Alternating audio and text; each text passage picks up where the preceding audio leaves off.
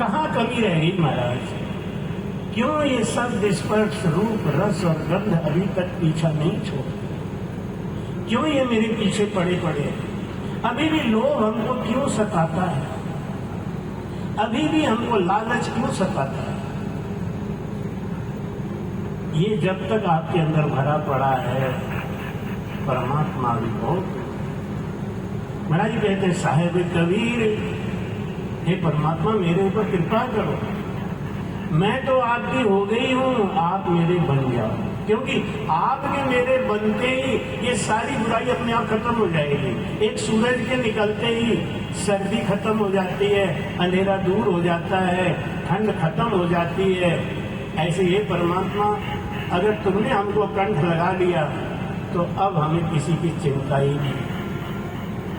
जिसका पति प्यार करता है, उसकी सास, उसकी ननद, उसके पड़ोसी उसका कुछ नहीं बिगाड़ सकते। क्यों? सब डरते हैं कि इसका पति इसको प्यार कर। परमात्मा हमको अगर प्यार करने लगेंगे तो ये काम, क्रोध, लोभ, मोह, अहंकार, देवी देवता ये कुछ नहीं कर सकते।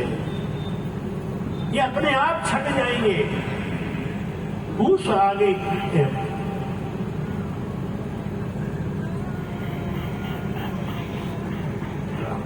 भूस आगे, अस्तु आगे फूस कहता, जल आगे क्या आग। अस्तु किसको कहते हैं? आंधी। अस्तु आगे फूस कहता, जल आगे क्या आग। यूं नामज आगे नामज आगे कर्म हमारा जाए इसी फिर भाग। विरह एक ऐसी चीज है महाराज, इसके सामने अच्छे अच्छे बाधा ढल जाते हैं, बह जाते हैं, खराब रास्ता क्लियर। लेकिन जिसको कभी आज तक विरह ही नहीं आई, रोया ही नहीं, महाराज जी कहते हैं कि साहेब कबीर करुणा सुनो मेरी, सत साहेब दया। जिसने इस पूरी सृष्टि को बनाया है, जिसने काम क्रोध लोभ मोह को बनाया है, उसका मालिक जब हमारे बस में हो जाएगा तो ये हमारे सहायक बनेंगे। मैंने परसों की एक बात कही थी, परमात्मा ने काम दिया है ना, क्रोध दिया है ना, लोभ दिया है ना, अपने लिए दिया है। कामना करो तो प्रभु की भक्ति की, कामना करो तो सत्संग में जाने की, कामना करो कि 2 घंटे भजन करता था अब 3 घंटे करेंगे।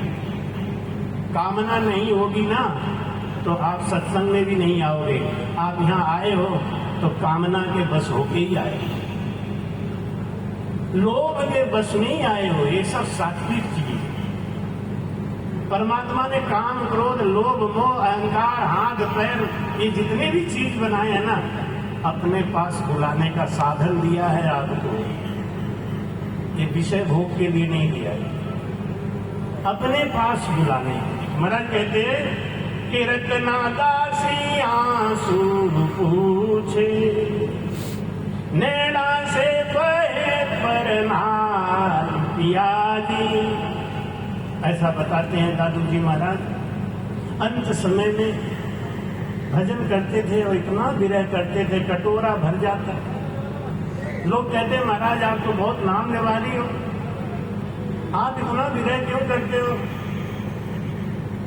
किसी से हमने पूछा कि भैया आपको विरह आती है कि नहीं? हमारा भजन पार हो चुका है ना, इसलिए विरह नहीं है। समझाने वाले ने समझाया होगा उनको तभी।